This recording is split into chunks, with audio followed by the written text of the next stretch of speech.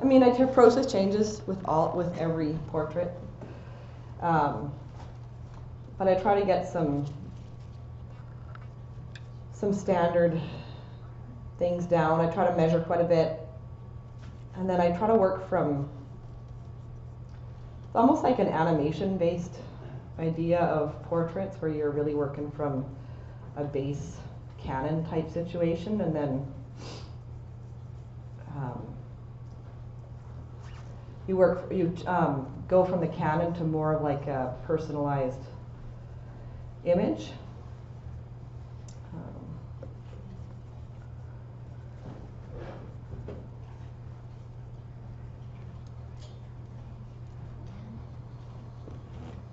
Jess, what's the word you use? Canon or Cadnid? I couldn't hear you. Canon. What's that mean?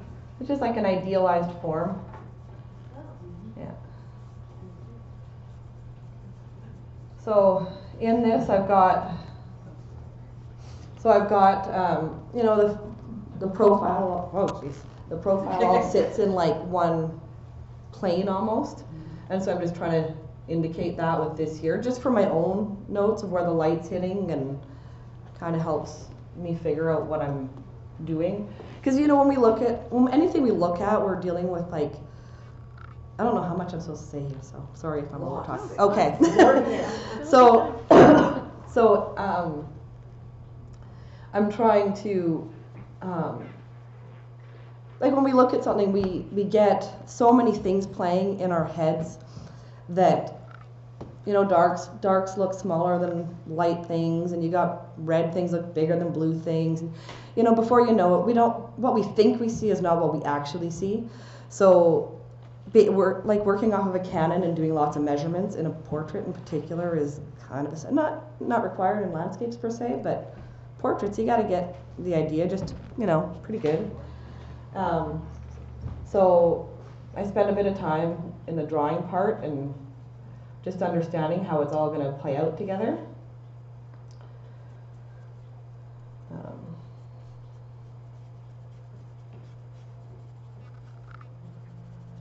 And what color are you using, Jess?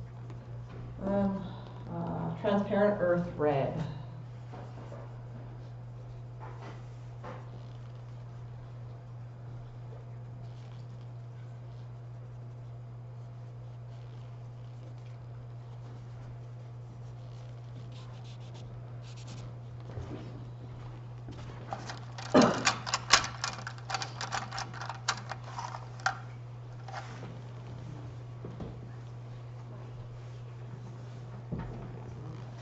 I recently found some pretty fantastic brushes that I can't stop talking about. Anybody needs ideas on brushes?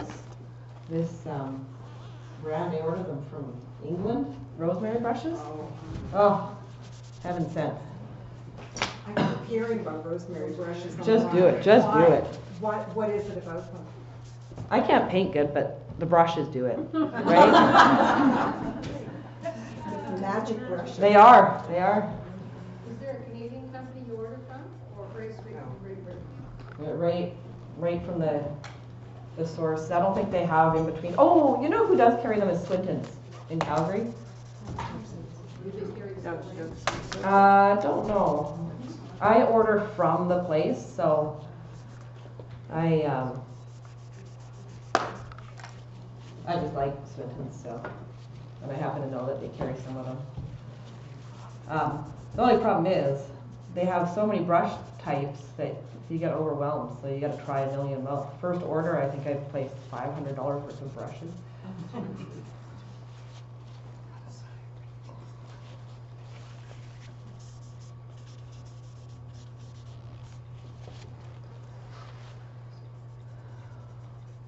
And you're working it on, right? Yeah, yeah. So Sorry. what was on the rag? Was there anything?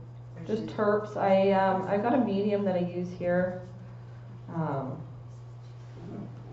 It's a mix of linseed oil, stand oil,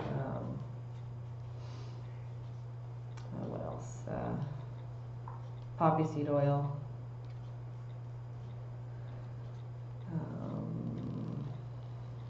Yeah, that's about it, I think.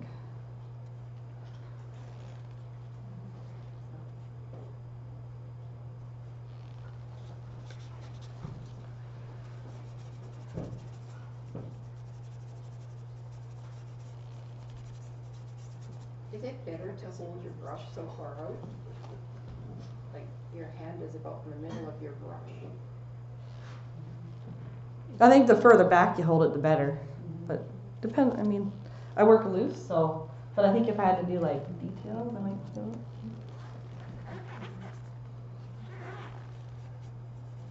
I'm a big fan of just as far as you can get away from your painting, the better. But.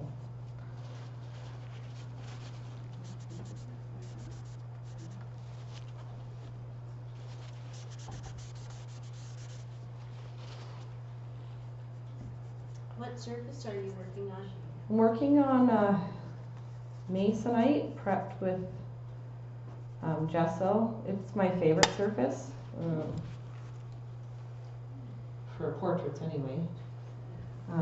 You can get stuff looking brushier, you can get stuff looking smooth if you want. It just allows a lot of play. And quite a big fan of just different textures and thicknesses of paint. And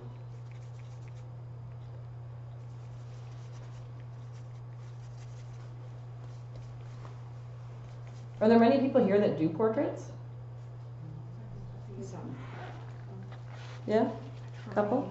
We're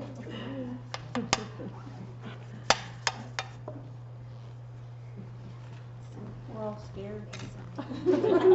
Scared? Worst thing you're gonna do is make a bad painting. It's not so bad.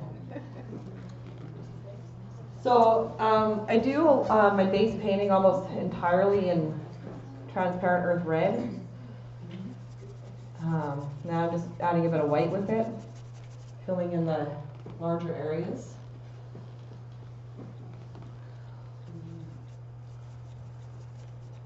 And this just keeps it in a nice warm tone, and it kind of allows me to see the form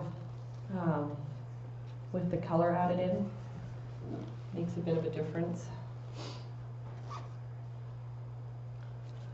Right now it's all about just trying to understand how the colors and stuff are changing the shape, or making me see the shape differently maybe.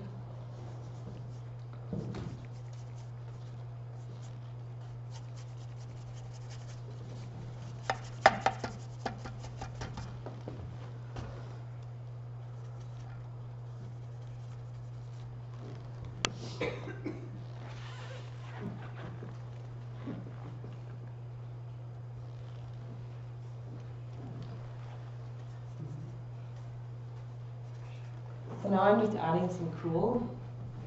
Again, one more layer of just understanding how temperature is affecting the drawing. So I'm still kind of considering this drawing phase, even though I've got color in here.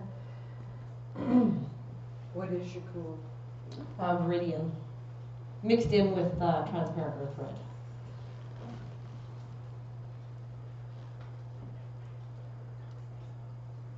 I took a course once with a woman, Carolyn Anderson, absolutely brilliant woman.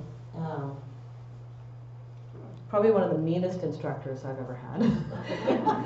I happen to really like that though, which other people we took it with, they weren't a fan. I thought she was great because she was nice enough to be mean. I don't know if that. Anyway, she told me at portraits that you don't necessarily want to be using blue ever. You want to be using purple or green, just because you're counteracting the orange just a little too much. So I kind of semi try to follow that.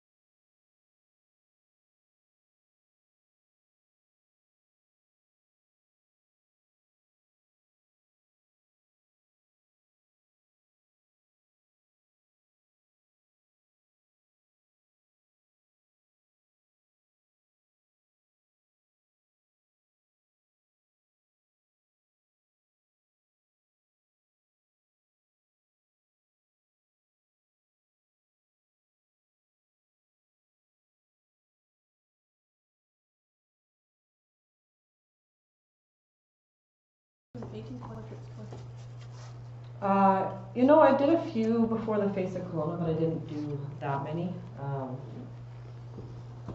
sure everybody, excuse me, sorry, knows Robert Genn. And I remember asking him, I used to work in Hamilton and they used to carry him, so I got to chat with him and he said, you know, he just said, you know, if you want to get good at something, you do 100 and then do 100 more. So I kind of thought, I wanted to get good at portraits, you just do a ton of them. So I blame him for that. Guess it's not really fair to do that now, but you know.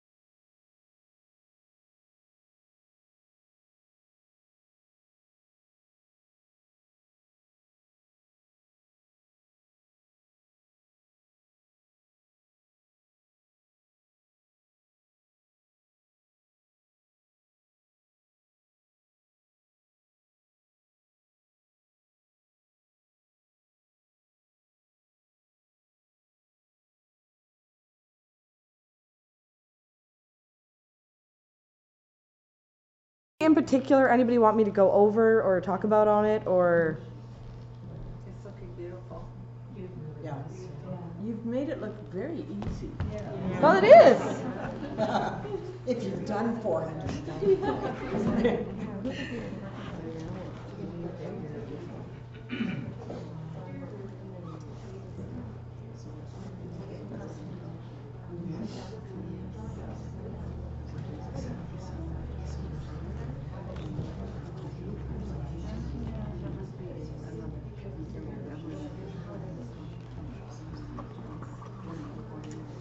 How do you get over that little voice in your head that says it's supposed to look like a person and not a face? Do you know what I mean? Because we all have a preconceived idea because we see faces all the time.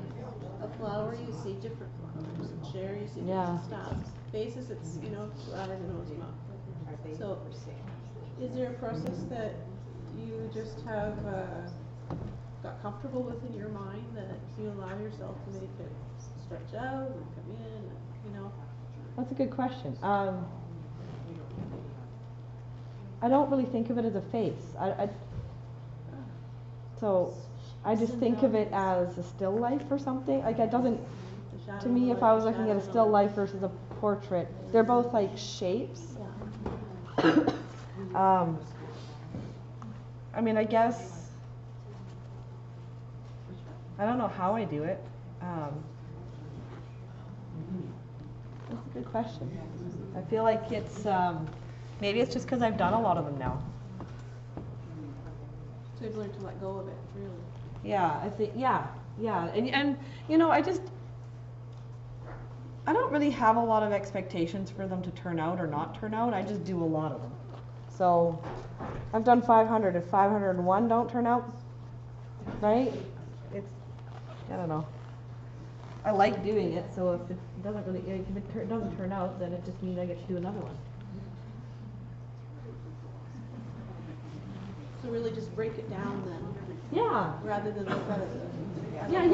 Yeah. So like when I'm thinking, like if I'm looking at a nose, I'm not looking at a nose. I'm looking at how is it turning, how is it changing, what are the temperature changes, what are the color changes, value changes.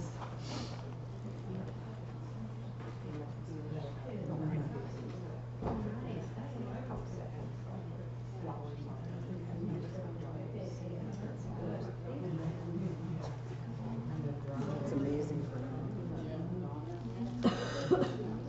So how close do you feel to being done? I wouldn't know until I look at it tomorrow. But by tomorrow you might not want to paint it anymore, right? Yeah. I know it's really complicated. System I've got. I usually get more time to step away and then come back, and I'm really big on stepping away from your from your work once in a while, and because you can't assess it while you're working on it. Like what I want to do right now is spend 15 minutes away and come back and then work on it, because I could be perfecting some pretty serious mistakes and not even know it right now. Do you mean spending 15 minutes looking at it or 15 minutes? 15 minutes away. Okay. Totally different. And portraits are really like that, more so than I think other things, just because you really can get some pretty wonky things perfected. Like I could right now, I can't tell right now anyways. But if you step away for 15 minutes, you come back, you can see it look, right away you'll be like, oh, that looks weird. Do you ever use a mirror, Jess? I don't, I should. But then that does the same thing. Yeah, sometimes I'll turn it upside down or something. Yeah. Do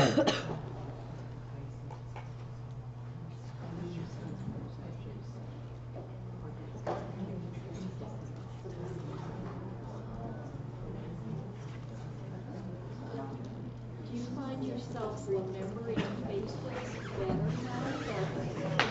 Or, if you were asked to do Yeah. a sketch of somebody that you had just glanced at, Yeah. would you be able to? A lot better now. The other funny thing is, it's really weird because now when I talk to somebody, I'm like really looking at you like, oh, I can see that extra, and I do it all the time now. Like I can't not do it. For better or for worse, it's a weird quirk that came from. I do that all the time. I'm just like, or you'll be like sitting there having coffee and you're looking over at someone else, you're like, wow, that person looks really interesting. Probably get some weird looks after, but whatever. All in the name of painting, right?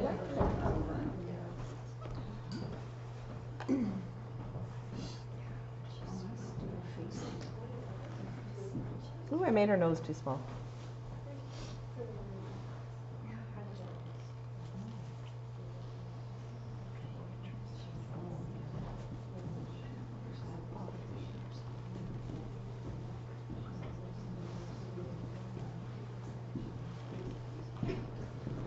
So if it's not a commission, What's that? would you change it up, or would you go, well, she looks pretty cute that way? Well, if it's not a commission, I'm just doing it for fun, so I just feel, I don't care what happens to it after, so. Sometimes I'll fix it just because it's good to have that experience to fix it, but I might probably do what you're saying and just. Like how do you fix it? I mean, if it's a commission, then you got to go through the process again, but. But I'm perfectly happy to start things again. I have no qualms with that. If you don't like it the first time, just do it again.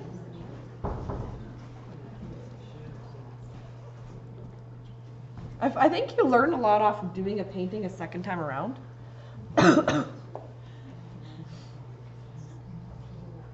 you done a self-portrait yet? I have. Did not enjoy that experience at all. No. I don't like to inspect what I look like.